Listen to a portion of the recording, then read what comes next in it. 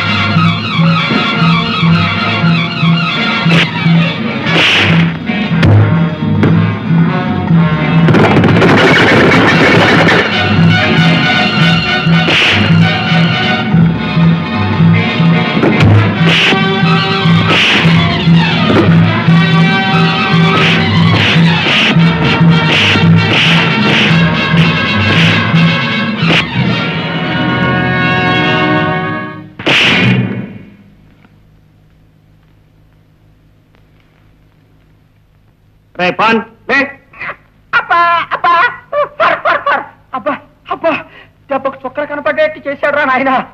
అవును, జైల్లో ఉండవలసిన వాడు ఇక్కడికి ఎలా వచ్చాడు? పారిపోయి వచ్చి ఉంటాడు. ముందు ఇన్ఫర్మేషన్ పోలీస్ స్టేషన్ కి అందజేయాలి. ఈలోగా అన్నగారు పారిపోకుండా గట్టిగా గట్టిపడేద్దాం. ఓ తాడు ఉంటే పడరా. తాడు చెట్టు అంత ఉన్నాడు. ఎంత పెద్ద తాడు కావాలో ఏమో. కట్టిపడే. తాడితో కట్టి తాడి చెట్టుకి ఎలాడిస్తాను. అమ్మాయి అమ్మాయి అమ్మాయి ఎంత బరువు ఉన్నావురా బాబు. గురు, నువ్వెప్పటి నుంచి ఎదురు చూస్తున్నా.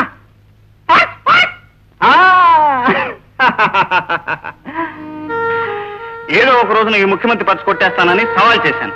థ్యాంక్ యూ రఫాన్ గారు. గురు గురు, జేబులో పెట్టేస్తావిటి గురు. అందులో సరికే మొత్తం ఉందో చూడు. కనీసం 4 రౌండ్స్ కానీ సరిపోవాలి.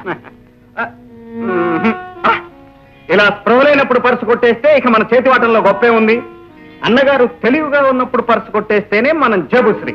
ఎలా ఉంది మన బ్లేడ్? మాస్టర్ బ్లేడ్, యమా స్పీడ్.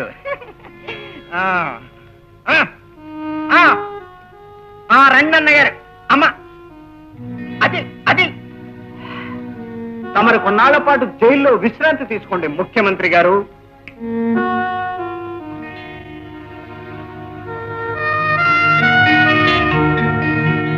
ఓ మోహన్ బాబు, ఏమిటి పోలీస్ స్టేషన్ దగ్గర మకాం వేశారు ఫ్రెండ్ గారు?